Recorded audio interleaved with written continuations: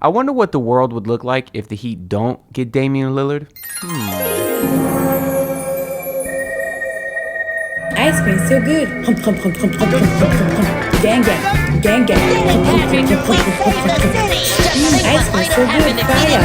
Yes, Now, will it be that bad? Truthfully, I don't know. I know a lot of Heat fans will sit here and say, hey, we just made the finals last year. We were one Max Strus foot away from making it the year before. We made it again the year before that, or 2 years before that. The year before that is when Bryn Forbes outscored Jimmy. I try to forget about that. Anyways, there's all this talk of which team has more pressure in the whole Dame saga, whether it's Portland or whether it's Miami. And I can easily sit here and tell you, hey, we made the finals 2 out of the last 4 years. We're chilling. But what is chillin'? Hey, Vsauce, Michael here. I just kidding. I really wanted to do that. Hey, like the video, subscribe. I put a lot of work into this. I appreciate y'all. But as nice as it is to say that this Heat build has had a lot of success over the last few years, truthfully, I don't necessarily think that'd be the case if they run it back once again going into next season. I said last year's Heat team really reminded me of the 2014 Heat team. I've said this multiple times just because it kind of looked like they were a little bit tired of each other, just because it was year 4 of a build, right? Same thing with the 2014 team, same thing with this new 2020 Jimmy Butler team. They did make the finals in both of their last years, but they really flamed out because the Heat got their ass kicked by the Spurs in 2014, and the Heat, yes, they did get their ass kicked by the Nuggets last year. A lot of differences there. One team was the 8 seed, one team had the big 3, so the expectations are different. But I did see a lot of similarities between those two squads. Now, last video, I said that this is something I actually asked Mario Chalmers about on our last podcast episode together, but this time I actually have the clip. So a lot of people felt like y'all were just tired of each other and needed something different to kind of spice it up. Do you think that's accurate? In 2014? Yeah. I wouldn't say tired of each other. I think it was a constant battle between players and front office of too much control. So he looked a little annoyed when I asked the question. Not that he was annoyed at the question, but just like he looked like he didn't want to say anything bad about anybody. But obviously the answer he gave was kind of about the front office and left me to do my own deductive reasoning about it, because I wasn't going to question him. I wasn't going to make him say anything negative about the front office, but I kind of think I got where he was getting at. So he of course makes it seem like there's obviously no beef between those guys. I never thought that, but he made it seem like they weren't really tired with each other. They were more so tired of maybe the situation, maybe tired of the ownership. There was the report that came out a few weeks ago of Micky Arison being cheap, which there are things that point to that. One of them is when the Heat amnestied Mike Miller, I believe after the 2013 finals, and that's something that I don't think sat right with the players, because Mike Miller's a guy that just had, sort of an awesome finals, playoff run. Yes, he was getting hurt a lot, but he was a huge contributor. They could have kept him and paid the luxury tax, but they decided to amnesty him basically to just save some money. I do believe that's something that maybe frustrated the players, so that could be what Mario Chalmers is alluding to. Now, I don't really think that applies to this current Heat situation, because it really doesn't seem like Micky Arison has been unwilling to spend money. They gave the monster extension to Jimmy, monster extension to Bam and Tyler, threw a bag at Lowry, threw a bag at Duncan Robinson, unfortunately. So I don't think, you can really sit here and say that this Heat team is being cheap currently, and I would like to believe that the players aren't thinking that as well. Now, a lot of Heat fans are saying that they were cheap when it came to Bradley Beal because they could have easily got him. It seems, who knows if Beal actually wanted to come here or not, but you could argue they obviously had the assets to get him, but it would have came with a monster luxury tax bill. And at the time, people were saying that Mickey just didn't want to pay the tax. But fast forward a couple weeks later, Dame asked out, and now it seems like the Heat knew what they were doing, because of course they are currently prioritizing Damian Lillard. But if you watch this Heat team last year, to me, they still didn't look like they were having as much fun as we've seen in years past. If you watched the team last year, if you watched them every game the last few years, you can tell that there was almost like a tangible difference. Now, maybe it's because last year they were losing. They were obviously in and out of the play-in spot. Looked like they might miss the playoffs at some points. Obviously, it came down to the last play-in game, so they were this close. They were this close of missing it entirely. So maybe the fact of them not having as much fun was due to the losing, when the year before they were a 1 seed, of course. Now, Maybe the losing was because they were tired of each other. So maybe there is a bit of a correlation there. It's hard to know for sure.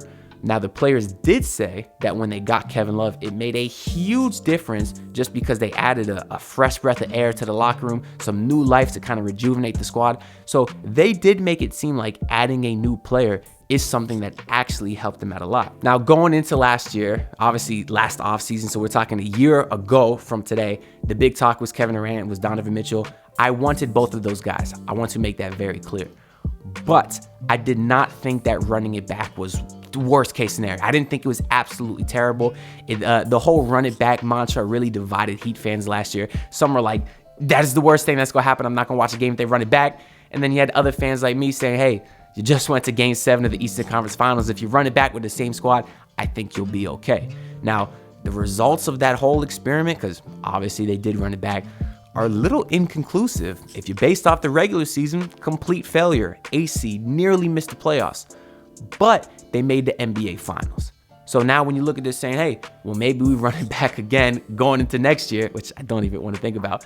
Maybe it could somewhat work again, but again, did it work last year? It's hard to say. Obviously, if you go by the end result, yeah, you could say it worked because you made the NBA Finals, and arguably anytime you make the finals, you are a contender. So if you bring the same team, virtually the same team back next year, maybe you can contend again. But it's funny because all these Heat fans are so far against running it back. And then you ask the players they want to bring in, and it's all former Heat players. You know, it's your Dragic, your Derrick Jones Jr., your Winslows. One of the guys, of course, they did bring back is Josh Richardson. So, of course, the Heat did make some moves this offseason. I'll start with the guys they lost. They lost some big pieces. That's something obviously a lot of people are saying is, hey, you lost Max Strus, you lost Gabe Vincent, you lost Victor Oladipo. That will hurt you going into next year. Paul Pierce saying they're going to miss the playoffs because they lost those guys. But if you would have asked him 3 months ago, he had no idea who those guys were. Anyways, I have a whole Paul Pierce slander video I posted like 2 weeks ago. It's a good one. So check that out if y'all want some more Pierce slander. But anyways, that will hurt the Heat. Yes, those are all guys that had good playoff runs outside of obviously Oladipo, who got hurt early on. But if you look at Max Strus last year, he really didn't have a great regular season. Only 35% from three. That's not that great. He obviously had a very decent playoffs. Now, we know what happened in the finals. He shot like 16%. But still, regardless, he's a good player. I'm not here to analyze him. I think losing him does hurt the team. And obviously, same with Gabe Vincent, who really became your full-time starter for the second half of last year. That is the very, very big loss to me. Obviously, Victor Oladipo too, but truthfully, when I saw him get hurt in the playoffs, I'm really just hoping he can come back to playing NBA basketball again.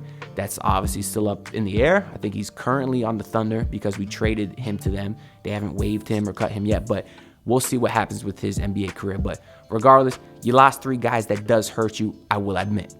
Now, you brought in Josh Richardson, who on a minimum deal, love on a minimum contract, provides everything that this Heat team needs.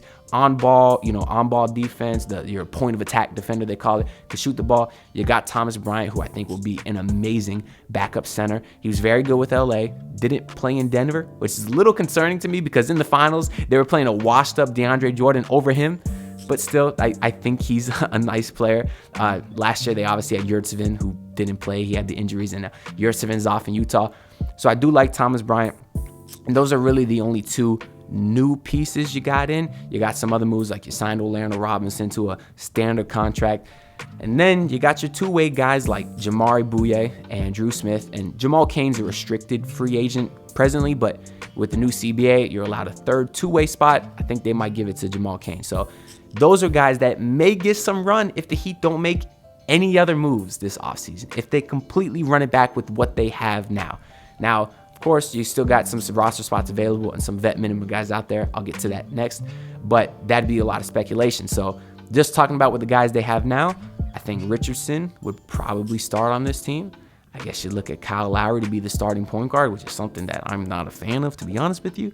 But you'd have a starting lineup of Lowry, Richardson, Jimmy, who'd be the 4? Caleb and Bam.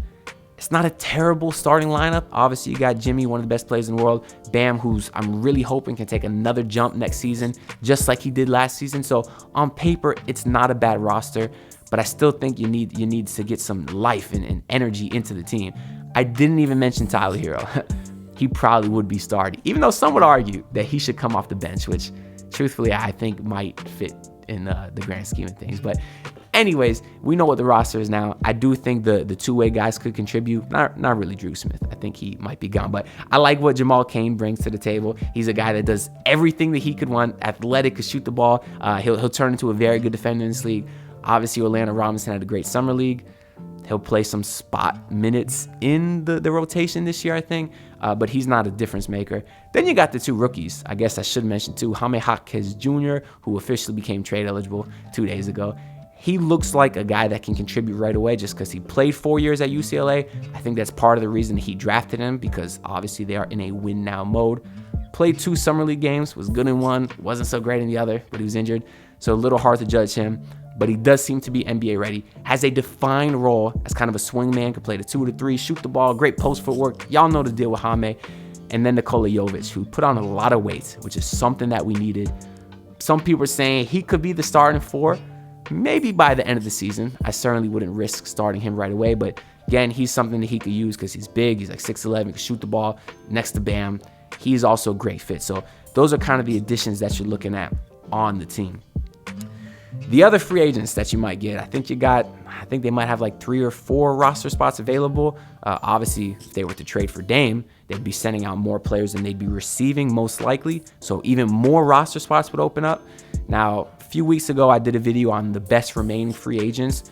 All of them are still available, or at least guys I'd like on the Heat, and they are all still out there. You had Christian Wood. Everybody knows about Christian Wood.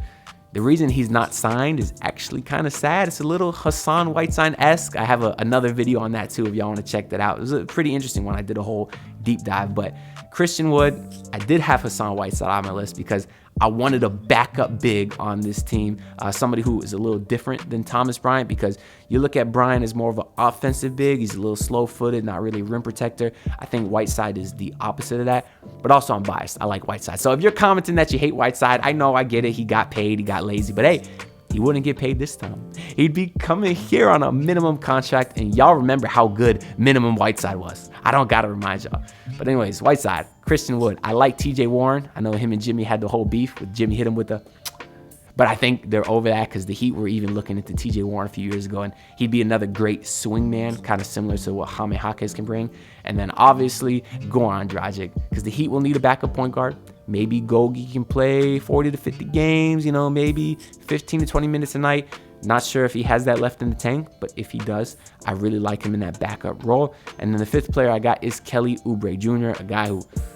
questionable why he's still out there. I know there was concerns about his shot selection, which I may get frustrated if he was here, because I was frustrated with Dion Waiter's shot selection, and they're a little bit similar players, but still, I think the Heat would need some more scoring off the bench, especially if Tyler does start, and now that you lost Strus. So I think, Oubre is a guy that could come here and obviously fill that role, average 20 points per game last year. But that's really the only moves that you're looking if you don't get Damian Lillard. That's basically the roster you're looking at. On paper, it's not awful, especially if you get something out of those young two-way guys, which the Heat seem to do every year. Strus really came to the scene in his 3rd year.